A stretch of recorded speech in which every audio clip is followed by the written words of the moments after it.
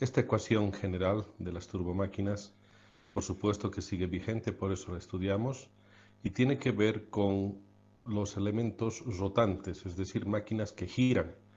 En este caso podemos observar acá un rodete de una bomba centrífuga, y tiene álabes, en este caso serían las protuberancias, y observarán que tiene una parte externa y una parte interna. Después veremos los detalles. Este es un rodete de una bomba y estos son rodetes de turbinas hidráulicas. Ambas máquinas conocidas entonces como turbomáquinas porque Euler definió el término de turbomáquina por tratarse de máquinas que giran. Y de esa manera tendríamos entonces la parte de la ecuación fundamental. Bien, vamos a observar acá, en este caso, un rodete que está girando, es el caso de una bomba, y observarán que los álabes están girando solidarios, es decir, que son una parte integrante de la máquina como tal. Bien, el rodete de una turbina, como podemos observar acá en el lado derecho, recibe fluido por la parte externa y para transmitir su movimiento hacia un eje que está adosado a la rueda. En este otro caso, este es el rodete de una bomba, y el rodete de una bomba más bien funciona cuando el fluido ingresa por la parte interior y se desplaza hacia la parte exterior. Observemos acá que tiene álabes, y estos álabes, que son parte fundamental de la turbomáquina, observen que están curvados hacia atrás, y el giro del rodete es en sentido horario. Mientras más curvados están, tienen la característica de que pueden botar mucho más caudal, y menos curvados, menos caudal. También podríamos tener la posición casi recta de los álabes, pero nunca en sentido curvado hacia adentro, porque lo que sucedería es que el movimiento del fluido más bien tendería a ingresar hacia el medio. Las bombas, como vamos a estudiar, nos va a servir de modelo para la ecuación de Euler. Las bombas tienen la característica de que el fluido ingresa por el centro, y en este caso este punto vamos a denominar punto 1 y este punto 2, y la partícula sale en esa dirección. Y vamos a ver acá una pequeña animación de una partícula de fluido en movimiento en el rodete de una bomba hidráulica. Observemos que está una partícula de fluido, en este caso un líquido, y ese fluido va a seguir por la trayectoria del álabe. Sin embargo, también debe seguir una trayectoria en sentido de rotación de la máquina, y esa es una composición, por tanto, de los dos movimientos. Bien, vamos a ver los componentes vectoriales que tiene un rodete, en este caso para la ecuación de Euler.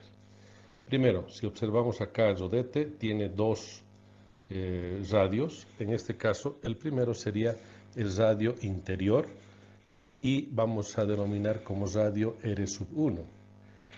Y luego el radio exterior, que sería el radio R2. Estos son los radios que son fijos, obviamente, de esos puntos, porque la máquina se construye de esa manera. Bien, una partícula de fluido, imaginémonos que está en el punto 1, que sería el punto donde termina la flecha, y esa partícula va a tener, debido al movimiento del rodete, al giro del rodete, va a tener una tendencia de irse en ese sentido con una velocidad tangencial. Este sería un vector denominado velocidad tangencial, y este vector vamos a conocer como U1. Voy a usar la misma nomenclatura que se utiliza en los libros de texto para evitar confusiones en el momento en que ustedes quisieran hacer consultas y contrastar la información. Bien, tendríamos, por tanto, el vector U1, que sería la velocidad tangencial del fluido que está en este punto, solamente tomando en cuenta que debe moverse en virtud de que está adosado a un punto fijo en el álabe. Sin embargo, resulta que el fluido también debe recorrer un camino de la parte interior hacia la parte exterior. Y para eso, ya que tenemos álabes, que serían las paredes que están limitando el espacio para que puedan moverse las partículas, va a tener que seguir una trayectoria en función del camino que se le da como recorrido. Y hablemos de que los hilos de corriente acá, estamos trabajando con los hilos de corriente y por tanto hay una infinidad de partículas y en este caso analizamos una como ejemplo para que pueda entenderse mejor. Bien, les decía que la partícula de fluido va a tratar de moverse en el sentido, en la dirección marcada por el álave. A esta velocidad le vamos a llamar velocidad relativa del fluido respecto del álave, como podemos observar acá en su descripción, pero en el punto 1. Eso quiere decir que tendríamos la velocidad tangencial y la velocidad relativa del fluido respecto del álave como dos componentes de esa velocidad. Y el fluido no va a dirigirse solamente por la velocidad tangencial ni solamente por la velocidad relativa, sino más bien va a ser una composición vectorial de ambos vectores, es decir, la suma. Si nosotros hacemos un traslado del vector W sub 1 acá, por tanto tendríamos el vector U sub 1 más W sub 1, tendríamos una resultante que le vamos a llamar velocidad C sub 1. Esa velocidad C sub 1 es la velocidad absoluta en el punto. Y resulta ser la suma entonces de dos vectores, velocidad tangencial y vector velocidad relativa. Bien, de manera similar, para el caso del punto 2 tendríamos la velocidad tangencial en el punto 2, que denominamos U sub 2, y también un vector velocidad que sería la velocidad relativa del fluido respecto del álave en el momento de salir, y en el punto 2 sería, por tanto, la velocidad relativa W sub 2. La misma forma en la que hemos hecho nosotros acá la suma vectorial, tendríamos que trasladar un vector a continuación del otro, en este caso W sub 2, llevamos a este lugar, y tendríamos que la suma de U sub 2 más W sub 2 sería el vector resultante C sub 2, y ese vector resultante C sub 2 llamamos a una velocidad absoluta en el punto 2. De esa manera tendríamos lo que nosotros conocemos como triángulo de velocidades. Vemos acá ya de esa manera la composición vectorial, tal como vimos en la anterior diapositiva, donde tendríamos C sub 1, que es la suma de U sub 1, W sub 1. Y acá tenemos el ángulo alfa 1, que vamos a llamarle al ángulo compuesto entre la velocidad absoluta C sub 1 y la velocidad tangencial U sub 1. Y de esta manera tendríamos el otro ángulo, beta 1, conformado por la unión del vector velocidad W sub 1 y vector U sub 1. De manera similar, para el punto 2 tendríamos el ángulo alfa 2, formado por C sub 2 y U sub 2, y el ángulo beta 2, formado por U sub 2 y W sub 2. Esa es la descripción que tendríamos acá en ese caso. Bien, si suponemos un régimen permanente, estamos haciendo un análisis acá solamente de un punto, ¿verdad? Y eso significaría que tendríamos que C sub 1 es la suma vectorial de U sub 1 más W sub 1. Y para el caso C sub 2 tendríamos que el vector C sub 2 es la velocidad absoluta en el punto 2, es igual a la velocidad tangencial en el punto 2 más la velocidad relativa del fluido respecto del álave en el punto 2. Bien, veamos acá en esta diapositiva el triángulo ya de velocidades y normalmente, si bien, si ustedes se fijan, está este vector U sub 1 en forma inclinada y lo mismo acá el U sub 2.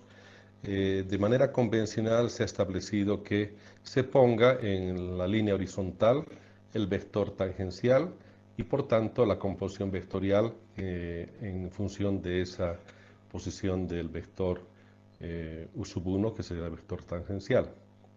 Bien, vamos a observar dos elementos adicionales respecto a la anterior diapositiva acá en esta.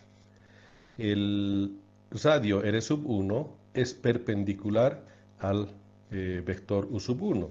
porque una velocidad tangencial es perpendicular en este caso al radio.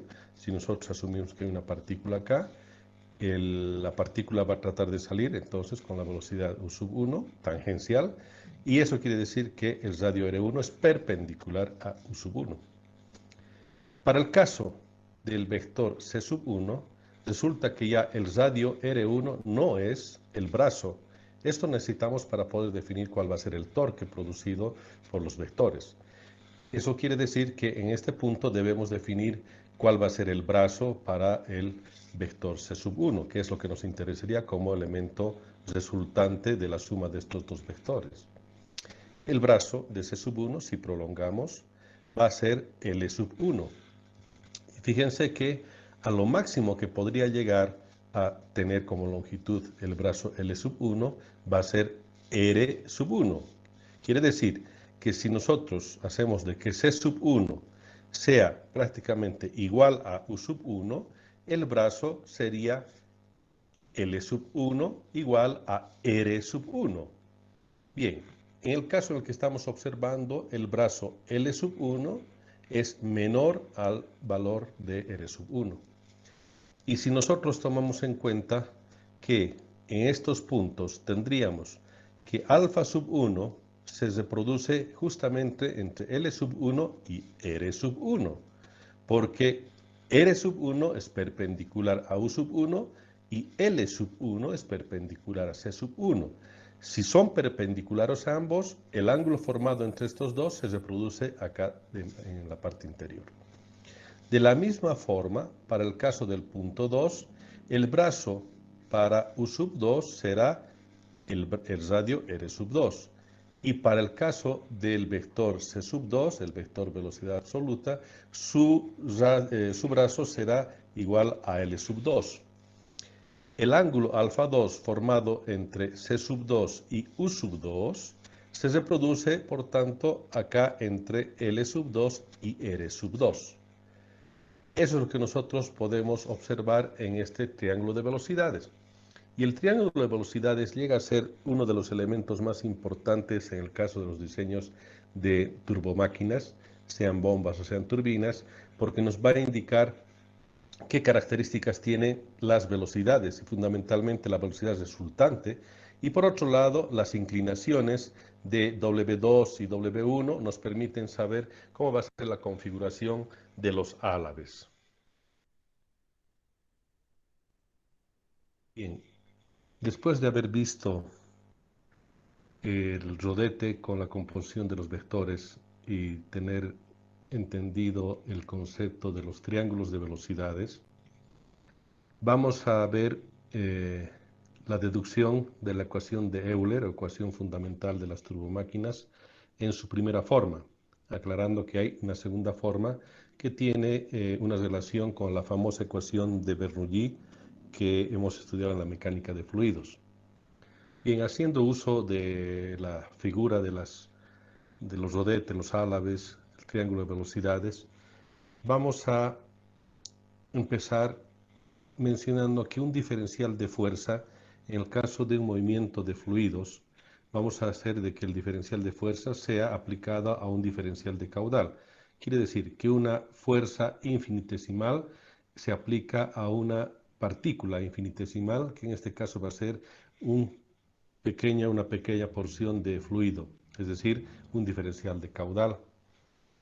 Para el caso de un movimiento rotacional y de un fluido que está actuando sobre una superficie curva, que sería el caso de una máquina como una turbina, o al revés, cuando una superficie curva actúa sobre un fluido, que es el caso de una bomba. En ese caso tendríamos que un diferencial de fuerza de un fluido sobre una superficie curva o viceversa va a ser exactamente lo mismo en función del tipo de máquina que vayamos a analizar. Para el caso de este diferencial de fuerza, estamos tomando en cuenta el teorema de la cantidad de movimiento y que de esa manera deducimos el teorema del momento cinético. Esto estudiamos en la mecánica de fluidas cuando tenemos superficies curvas y una interacción con fluidos. Bien, observemos acá que ese diferencial de fuerza es igual a un diferencial de caudal, o sea, una pequeña partícula, por su densidad, la densidad del fluido, multiplicado por la diferencia de velocidades. En este caso, la velocidad C sub 2 va a ser la velocidad de salida del fluido. Por lo tanto, si tomamos en cuenta la figura o las figuras que hemos visto, el punto 2 es el punto externo, el radio exterior, y menos la velocidad en el punto 1. Eso quiere decir que se trataría de una bomba. Por tanto, vamos a utilizar la característica de una bomba, donde la velocidad C sub 2 será la velocidad mayor, en este caso, a la salida de ese punto, y menos la velocidad en el punto interior de entrada.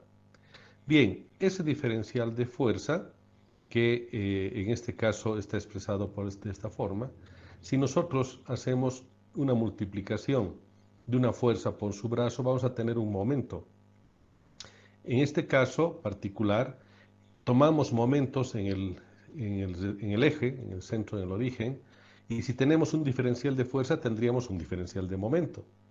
En este caso, el diferencial de momento sería el momento que tiene una partícula, solamente una partícula, no todo el fluido, en función de cómo va a ser su movimiento entre el punto 1 y el punto 2. Si hacemos, por tanto, la multiplicación del diferencial de fuerza por los brazos correspondientes, en este caso sería el diferencial de fuerza multiplicado por el brazo. Para el caso de C sub 2 tendríamos el brazo L2 y para el caso de C sub 1 tendríamos el brazo L1. No estamos multiplicando por un solo brazo porque los brazos son variables y dependerán obviamente de las características del C sub 2 y de C sub 1.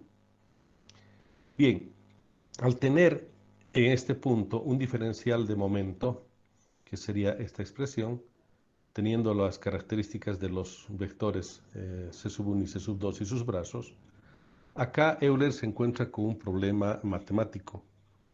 El problema matemático radica en que si nosotros tenemos que hacer una integración en un movimiento de un fluido y este movimiento del fluido no sea, digamos, perfecto, no sea un movimiento que se vaya a guiar en función del perfil de los álabes, porque no podemos obligarle al fluido que siga perfectamente un camino.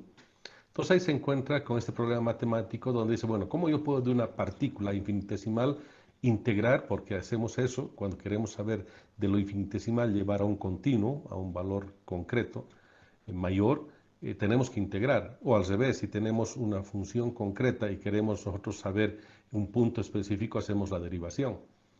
Acá para integrar y tener entonces la ecuación del momento aplicado no solamente a una partícula, sino a todo el fluido, Euler se encuentra con ese problema, donde dice tenemos dos paredes que están separadas, que serían los álabes, pero en medio de eso hay una infinitésima de partículas que está queriendo moverse, pero todas las otras partículas deberían seguir ese mismo movimiento.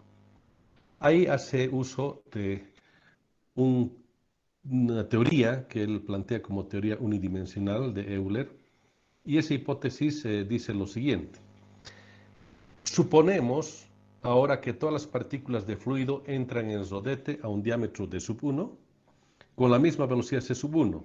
No nos olvidemos que estamos hablando del rodete de una bomba, por tanto el diámetro de sub 1 será el diámetro interior, y salen a un diámetro de sub 2 con la misma velocidad C sub 2, es decir, en el diámetro exterior. Esto equivale a suponer, y ahí supone, que todos los filamentos de corriente sufren la misma desviación, lo cual a su vez implica que el número de álabes es infinito para que el rodete guíe al fluido perfectamente. ¿Por qué plantea entonces Euler esta teoría o esta hipótesis? Porque si no hace eso, no podría ser una integración de la ecuación y tendríamos un problema muchísimo más complejo, que hoy en día tratamos de solucionar con modelos matemáticos. Pero para que podamos tener una idea de cómo es la condición del flujo de un fluido entre dos perfiles o dos álabes, esta teoría ya nos permite hacer una aproximación un poco más rápida hacia la realidad, sin que obviamente sea perfecta. Acá nosotros estamos viendo que va a haber un inconveniente. Para empezar, ¿cómo podríamos tener un rodete con un número infinito de álabes? tenemos números finitos de álabes y normalmente distanciados en una distancia tal que no es inclusive tan próxima, sino hay espacios bastante grandes para que varias partículas, o sea, hilos de corriente de los fluidos, ingresen en medio de los álabes. Bien, debido a esta hipótesis, él está arrastrando, llamémosle un error, que él mismo conscientemente sabe, y dice, ahora sí podríamos integrar, y al integrar estas ecuaciones, tendríamos que el momento ya no solamente sería para el infinitésimo, o sea, para la partícula, sino sería el momento total en ese rodete, en relación con el fluido, va a ser al caudal por la densidad, por el brazo L2, por C sub 2, menos el brazo L1, C sub 1. Bien, ya tenemos el momento cinético, sin embargo, está expresado en función de las variables de longitud L1, que sería el brazo del vector C sub 1, y la longitud L2, que sería el brazo del vector C sub 2. Y estas magnitudes son variables, por tanto debemos encontrar una relación que nos permita trabajar con magnitudes que sean conocidas por nosotros, y en este caso serían los radios, el radio R1 o radio interior del rodete y el radio R2, que sería el radio exterior del rodete. Bien, hemos visto que el ángulo alfa 1 es el conformado por el radio R1 y el brazo L1. Si tomamos el coseno de este ángulo alfa 1, el coseno de este ángulo alfa 1 sería el cateto adyacente sobre la hipotenusa.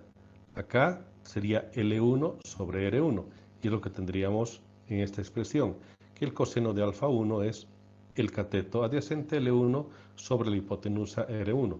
Recordemos que L1 llega a tener un valor máximo igual a R1, pero de todas maneras normalmente menor o máximo R1.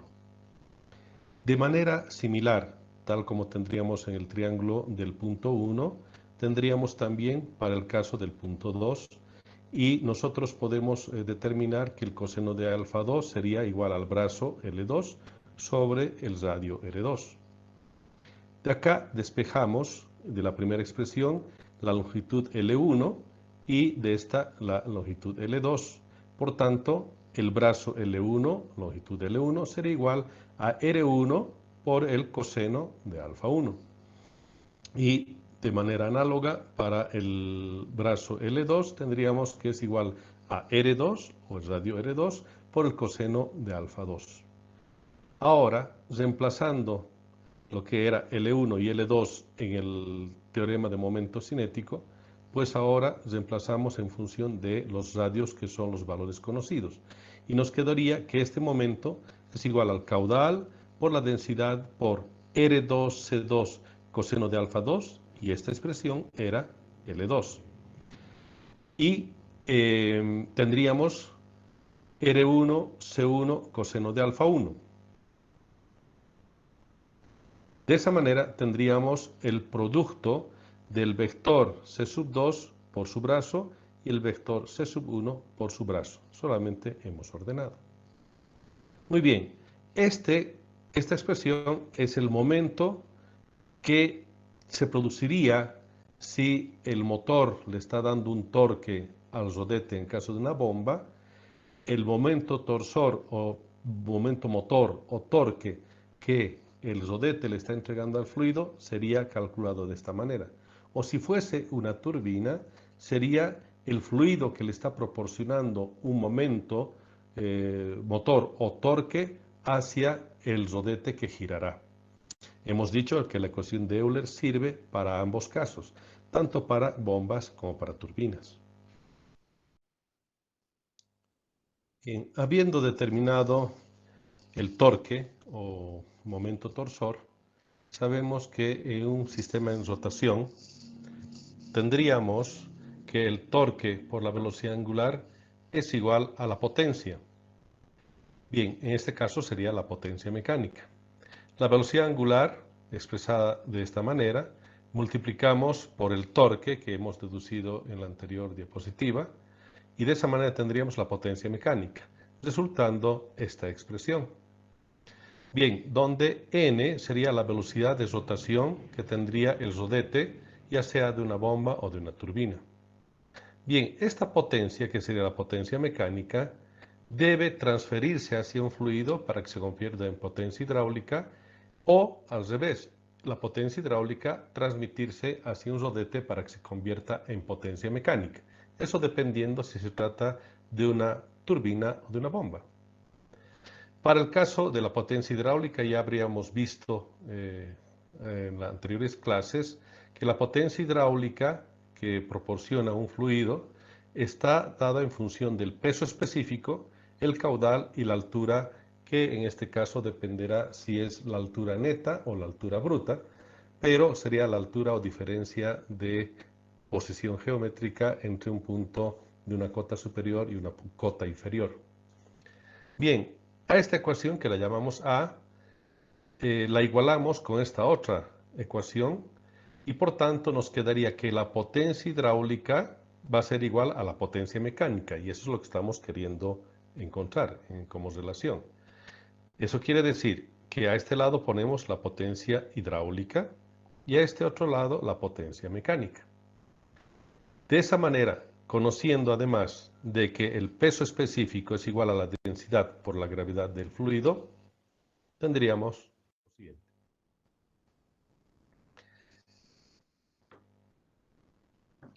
En el caso de los triángulos de velocidades, hemos visto de que hay la composición de velocidad tangencial, en este caso para el punto 1, velocidad tangencial, la velocidad relativa, nos dan en su suma la velocidad absoluta.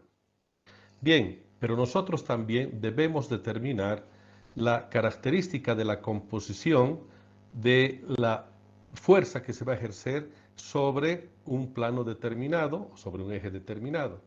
Para eso, lo que podemos hacer es este vector C sub 1, poder descomponer acá en su componente normal y en su componente tangencial. Esa proyección, en este caso, para C sub 1, sobre el vector U sub 1, le vamos a llamar C sub 1U. Y para el caso de un triángulo, velocidad de punto 2, vamos a llamarle la proyección entonces C sub 2U. Para ese caso, de manera similar, por tanto, tendríamos la proyección del vector C sub 2 sobre U sub 2, que sería C sub 2U. Muy bien, acá tendríamos entonces C sub 2U y C sub 1U, se llaman componentes periféricas de las velocidades absolutas, que serían nada más que sus proyecciones. Y por otro lado, tendríamos que la velocidad tangencial es el producto de la velocidad angular por el radio. En este caso, para el punto U sub 1, tendríamos que la velocidad angular por el radio R sub 1 nos va a dar la velocidad tangencial U sub 1. Y para el caso de la velocidad U sub 2 sería el producto de la velocidad angular por el radio R sub 2. Y de estos triángulos, como hemos visto, la componente entonces C sub 1 coseno de alfa 1, que sería esta componente, sería igual a C sub 1U. Y para el caso de un triángulo en el punto 2, la componente C sub 2U sería igual a C sub 2 por el coseno de alfa 2. Bien, estos términos vamos a reemplazarlos en la ecuación de potencia, haciendo que la potencia hidráulica sea igual a la potencia mecánica. Como ahora tenemos lo siguiente, el caudal y este producto de la densidad por la gravedad es el peso específico, y a este otro lado tendríamos que el caudal por la densidad también permanecen, pero la velocidad angular que antes aparecía en la ecuación, multiplicado por el radio, nos aparece ahora como un valor de la velocidad tangencial. Por tanto, tendríamos que R2 por la velocidad angular, en este caso sería U sub 2. Y para U sub 1 sería R1 por la velocidad angular. Bien, como estos términos, esos dos términos de la ecuación son iguales, el caudal y la densidad desaparecen y nos quedaría que la gravedad por H sub T es igual a U sub 2 C sub 2U menos U sub 1 C sub 1U. Bien, ordenando esta ecuación tendríamos, por tanto, H sub T, que es igual a el producto de U sub 2 por C sub 2U menos U sub 1 por C sub 1U, todo sobre G, la aceleración de la gravedad. Y esta expresión que nos tendría que dar en metros de columna energética, es asumiendo de que tenemos 100% de eficiencia en un aprovechamiento. No se olviden que hemos quedado en algún momento en el que la teoría unidimensional de Euler nos permite de alguna manera llegar hacia una cierta realidad, pero asumiendo de que tenemos un error y arrastrando. Acá también la ecuación de Euler dice, bueno, imaginémonos para el caso de un rendimiento máximo del 100%, que no haya pérdidas, y esa sería la condición en la que una máquina podría funcionar tanto como turbina o como bomba, pero en la condición máxima esperada con un rendimiento del 100% de eficiencia.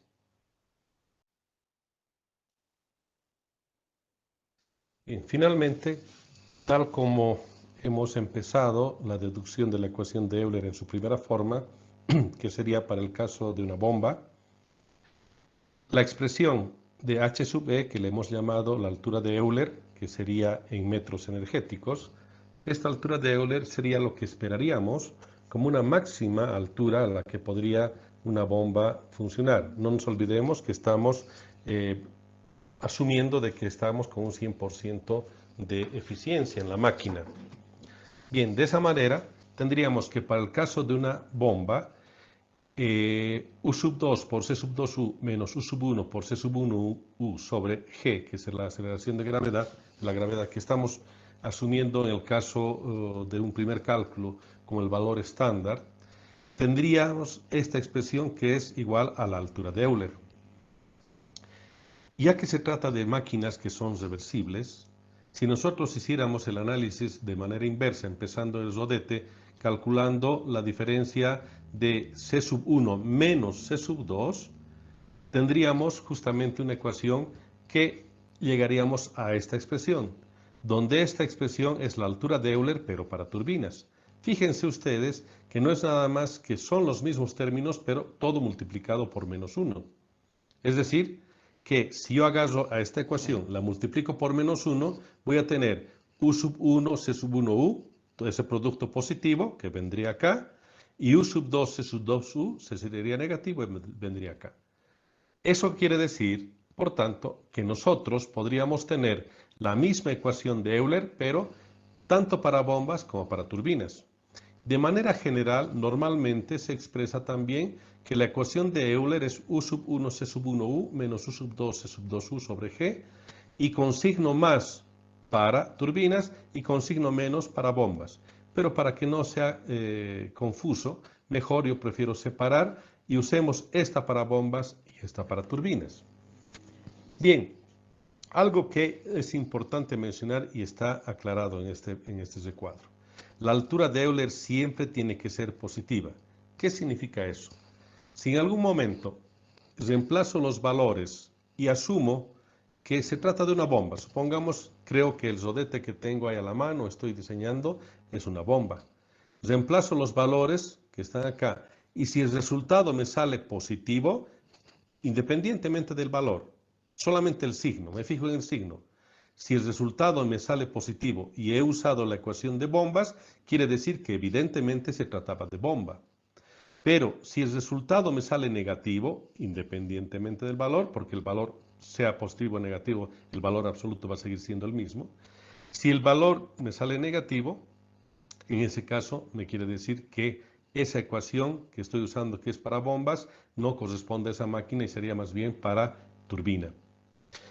Al revés, si yo uso la ecuación de turbinas pensando de que es una máquina que va a funcionar como turbina, reemplazando los valores, me da positivo, evidentemente había sido turbina. Pero si me da negativo, no había sido turbina, sino había sido bomba. En síntesis, bueno, no parece muy complicada la diferencia. Lo que pasa es que estos productos, si yo mantengo el error de pensar de que la máquina es justamente la contraria, manteniendo ese signo negativo, al hacer todos mis cálculos me va a salir resultados erróneos. Lo que tendría que hacer es calculo la altura de Euler, supongamos que era para bomba, pensando que era para bomba y me salió negativo, ahí lo único que voy a hacer es solamente cambiar la ecuación porque los términos son exactamente los mismos. Pero ya no debo arrastrar el error.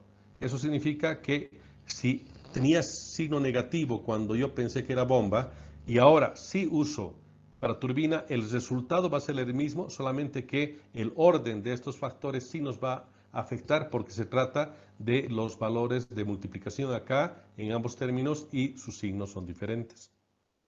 Bien, de esa manera tenemos entonces la ecuación de Euler en su primera forma o la primera expresión de la ecuación de Euler que nos sirve para poder determinar entonces la máxima altura energética que podría tener una bomba o una turbina.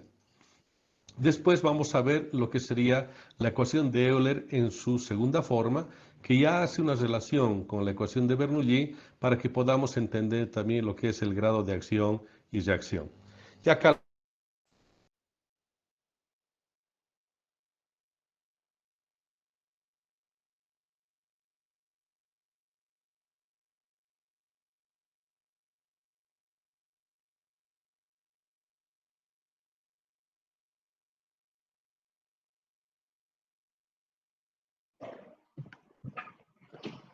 bien, ahí tenemos entonces la primera forma de la ecuación de Euler y esta ecuación, que es la ecuación fundamental, entonces, resulta que nos permite conocer las condiciones de cómo más o menos va a funcionar una máquina. Podemos tener, indudablemente, la parte del cálculo previo realizado para una máquina, digamos, tipo bomba o tipo turbina, pero en la realidad podríamos hacerlo funcionar al revés. Les mencioné que este tipo de máquinas son reversibles, ¿no? En ese caso, estas máquinas podrían ser utilizadas de una manera o de otra. La segunda forma de la ecuación de Euler, como les decía, obviamente va a relacionar la ecuación de Bernoulli, recordando que Bernoulli fue el maestro, el tutor de tesis de Leonhard Euler, y estamos hablando ya de tiempos bastante remotos. Sin embargo, estas ecuaciones son totalmente válidas para nuestros fines. Bien, si tienen alguna consulta, por favor, a sus órdenes.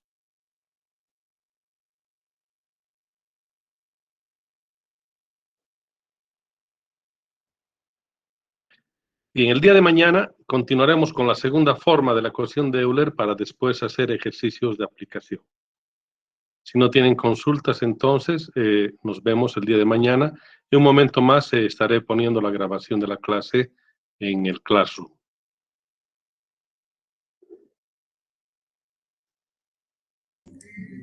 Está bien, gracias.